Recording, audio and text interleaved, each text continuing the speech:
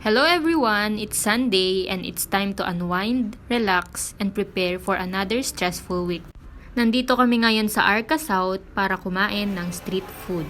So ayan, bibili na nga kami ng mga kakainin namin dito sa may Arca South FTI Terminal. Yan. So ito na po yung mga nabili natin sa terminal. Meron tayong proben, chicken skin, fishball, siomai, kikiam. Saka syempre, coffee, iced coffee. So, ayun, kasama ko today si Kenneth. Kasi interviewin natin siya. Hello, kamusta? Hello. Hello guys, dito lang ako para kumain.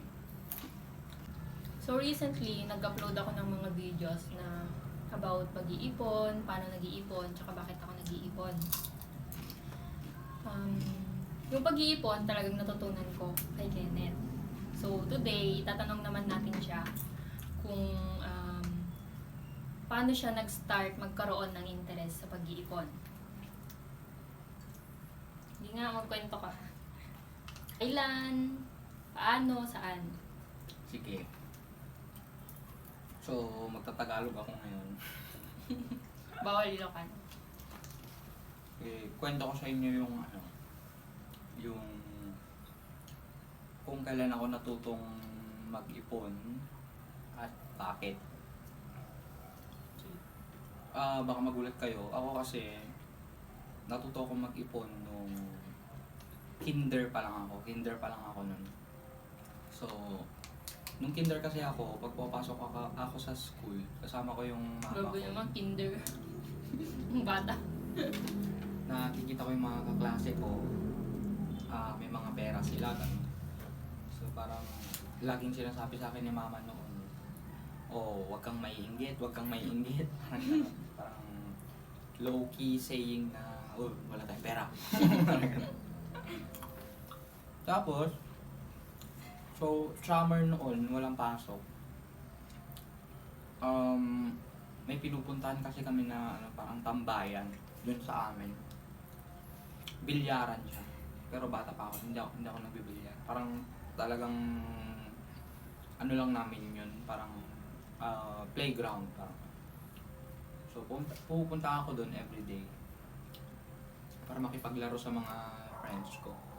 Tapos wala kasi akong pera nga, di ba? Kasi lalo na't bakasyon. So inisip ko para may baon pa rin ako, may pagkain, ganun. Kasi nagugutom ako pag nakikipaglaro. Uso kasi ang santol kapag summer, di ba? So, Akyat-akyat na naman. one time, kumuha ako ng 3 pirasong santol. Binilitan ko na. Tapos nilagay ko sa bag. Sa plastic na Tapos merong suka. Kasi yun yung babaunin ko. Baon ko na yun. Kasi uso dati yung binababad yung sangkol sa sa suka. Binababad sa suka. Tapos, nung dinala ko yung baon ko dun sa playground namin, nakita ako ng mga matatanda. So, nakita nila yung santol, natakam sila. Natakam siguro. Tinanong ako, magkano ko raw ba binibenta? Kasi hindi ko binibenta yun, ako. Baon ko yun. So, inoperan ako, sabi sa akin, bilhin ko na yung santol mo, 3 piraso. 5 piso. Eh ako nun, sobrang nasisilaw ako sa pera. Grabe, bata pa lang nasilaw na sa pera. Gusto ko magkaroon talaga. Kaya ayun, sige, binigay ko naman. Tapos, pag uwi ko sa bahay, naisip ko, why not magdala ako ng maraming santol, Bebenta diba? na. Kinabukasan. Para ibenta ko doon. So, nagdala nga ako, kumuha ko ng maraming santol. Ano yung santol taling nyo? Kumuha ko ng maraming santol, dinala ko doon. Same process. Kasi yun, binili nila. Hanggang sa nakaipon-ipon ako ng pambili ko ng mga laruan, ganun. Grabe, bata pa. Pambili ko ng pagkain. So, doon ako natuto. So, may one time ulit, meron kasi kaming ilang-ilang sa sa harap ng bahay, malapit sa kalsada. Oo. Hanggang ngayon meron pa yan. Meron pa yun. Tapos may regular na kumukuha ng bulaklak niya. Kinokontrata na yung lola ko. So ako naman, bata pa ako na, tinutulungan ko si lola ko doon sa pag kami mga kumukuha. Tapos one time, tinulungan ko sila, tapos bumili sila ng ice. Yung bulaklak pala, kailangan pala nila ng ice doon para ma-preserve. Ganon. Dapat So, pala din. So bumili sila ng ice doon sa kantina. Wala daw silang ice. Tapos tinanong ako kung may ice kami. Actually si lola ko pala, tinanong si lola ko kung may ice daw si lola ko. Tapos wala, sabi ko meron sa amin. Pumunta ako sa bahay. Elementary ako nito pumunta ako sa bahay. May ice nga kami doon. So kinuha ko lahat yung laman, binenta ko. Ang ice noon, tres ang isa. Tres pa ang isa. Ang naman na. Tapos, sabi ko sa dun sa regular na kumukuha kay lola ko ng ilang-ilang, sabi ko sa kanya, next time, yung ice na lang namin ang bilhin nyo. Kasi meron naman kaming tinda dito. So, kinagabihan, gumawa ako ng maraming ice. Ganun ako determinado. Maraming ice. Gumagawa ako ng maraming ice. Tapos, every other day kasi sila pupunta. Tapos nakakapagbenta ako ng... Binibili nila lahat? Binibili nila lahat as in. So, ang napagbebentahan ko nun, 30 pesos. Pero ang pinakamalaki na nun, 50.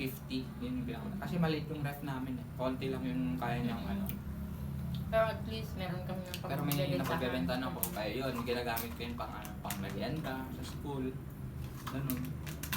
Hanggang high school, ganun ang pinagkakakitaan ko. Ayos. Grabe no, bata pa lang talaga, business-minded na. Hanggang high school, ganyan. Kasi nung naging kami nung high school, mahilig din talaga siyang mag-ipon. Doon ko natutunan sa kanya yung pag-iipon.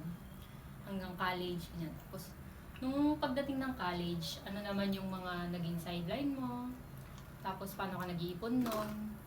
Saan mo pinupunta yung mga ipon mo nung college na tayo? So, ang unang-una kong pinasok nun nung college ako, naging tricycle driver din ako. Alam mo naman yun, kasi yung napapasadahan ko nun yung pinang-date namin. Pang Jollibee everyday. Pinagkamalan ka pang may anak na nun, no? Parang hindi na nagtuloy ng pag-aaral kasi bakit na daw nagsa-tricycle driver? Gusto niya lang naman i-try. Tsaka ang nag-alok talaga sa akin na mag-tricycle driver, si Papa. Hindi niya ako inalok para, alam mo yun, para tulungan sila, hindi. Inalok ako para mas matuto akong mag-drive talaga. Para mas malakas yung loob mong mag-drive kahit mas saan. malakas yung loob kong mag-drive. And meron akong lisensya nun. Naka-professional license na ako nun. Dahil kay Papa din. Ayan.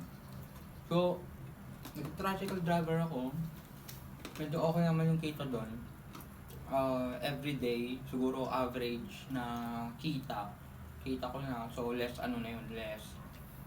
gasolina. Meron naman akong naiuwing 300. Ganun. Pag malakas, nakaka-500 din per day. Ayun. Pero ang pinakamababa siguro nasa 200. Kaya na yun. Pero, di ba wala naman akong binubuhay na nung pamilya. Wala. Hanggang ngayon naman. Every weekend yun. Or... every weekend. Tapos summer. Pag summer. Everyday talaga. Everyday. Kaya medyo umitim ako nun. Kasi babad sa araw. Doon na-realize ko na ang hirap. Ang hirap palang talaga. Mahirap kumita talaga. Kumita ng pera. Kaya dahil doon, mas pinangangahalagan ko yung mga binibigyan ng parents ko sa akin. Siyempre, lalo na yung pagpapaaral nila sa akin. Ang mahal-mahal ng tuition, mahal-mahal ng allowance, di ba? Kaya parang yun yung parang naging drive ko para mag-aral ng mabuti, para hindi madismaya yung parents ko. Ayun. Tapos, bukod doon, ano pa yung ibang mga pinagkakitaan mo din ng college? ayun, so habang nagta-tricycle driver ako, may nag-alok sa akin na friend ko. Sabi niya, pre, kung gusto mo, ibenta mo yung aso ko. May aso kasi siya nun. Ibenta mo yung aso ko, bibigyan kita ng komisyon o kaya pwede mong patungan. So, Yun yung pinakaunang pag-post ko sa Facebook ng for sale. Ayun. So nagtinda ako sa Facebook habang nag-tricycle driver, nag-Facebook ako. Tapos, pagkaraan ng ilang araw, may bumili na. Ayun na. May bumili na sa akin. So first time na may bumili. So, dineliver namin yung aso. May patong din ako, ganun. Tapos, Magkano yung kita mo ang nun? kinita ko nun, 1,000. Okay na kasi. First na ano ko yun. Nagbenta ka lang. Nagbenta lang ako, nag-post lang ako. Ka na, di ba? May 1K na ako. Eh sa pagta-tricycle, di ba, kawawa pa akong naiinitan, nag-ano. Tapos 300 Tapos hindi ko per kaya day. kitain ng isang araw yun, yung 1K. So, napaisip ako, maganda pala pag commission-based o kaya Buy and sell. magtinda-tinda Or- sa sales. So, yun. Yun yung udyok sa akin para pasukin ang sales talaga. So, ang next na naging business ko na nun, nagtinda-tinda, yun, aso pa rin. Yung aso nung barkada ko. Tapos, nainganyo na rin akong mag-post ng mga bagay-bagay. Pero ang focus ko nun, sapatos, kasi yun yung gustong-gusto ko talaga. So, Dalawa ewan kami ko. nun. Madami kaming naging benta ng sapatos. Nag-focus ako sa sa kung anong gusto ko. Parang yung passion ko, doon ako nag-focus. Kaya, alam mo yun, pag passion mo kasi yung binibenta mo, parang Mas nag-e-enjoy. Mm. Nag-e-enjoy ka na nga, Tapos, kumikita ka pa. tapos kabisado mo, Oo, tapos nasi-share kayang-kaya mong ibenta. I-share mo pa yung knowledge mo about dun sa bagay na yun. Well, nag-post kami ng sapatos. Ang supplier kasi namin, nakilala namin dito sa Metro Manila noon. Taga dito sila. Tapos direct supplier kasi yun. So, flexible yung markup namin. Tapos yun. So, it's safe to say siguro na isa kami sa pioneers ng online selling. selling. Hindi pa uso nun. Wala pang nag-online selling nun. Parang siguro sa 50. Sa 50 na friends natin, isa lang nag-online selling. Ayun. Tinda-tinda kami sa patos, kung ano-ano. Kaya yun yung pinang-date namin noon. Kaya halos everyday kami sa sa Jollibee. Jollibee. Parang treat din namin sa sarili namin. Kasi ang kinikita namin noon, medyo malaki rin. Kahit pa paano, nakakaipon tayo. Nakabili pa nga kami ng sarili namin cellphone before. Ganyan. Nakabili kami ng cellphone, Mga pero gamit. dinukot. Nadukot sa Cubao. Nalukot sa Cubao. Shoutout sa nadukot. Kahit na estudyante, 'di ba? Kaya pa rin talagang magkaroon ng sideline, side hustle. Pangtulong din sa parents, syempre lalo na kung naghihirap. So hindi naman naging hindrance 'yun sa pag-aaral namin kasi kahit papaano naka-graduate naman kami. And nagkaroon naman kami ng magandang hanap buhay ngayon, 'di ba?